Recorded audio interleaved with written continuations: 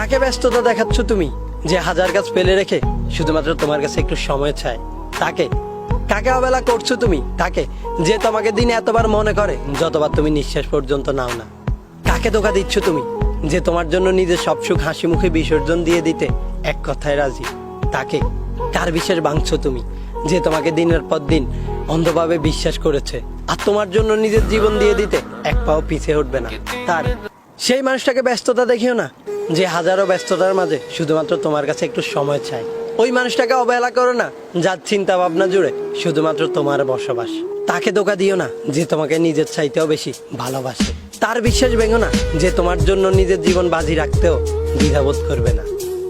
এই মানুষগুলোর সাথে কখনোই ব্যস্ততা, অবহেলা, ধোঁকা আর বিশ্বাস এই চারটি জিনিস নিয়ে খেলা করো না, কারণ এই মানুষগুলো কখনোই ফেক নয়, রিয়েল হয়। শুধু একটা কথাই মনে রেখো, সময় কারো একার নয়, আজ তোমার তো কাল অন্য কারো।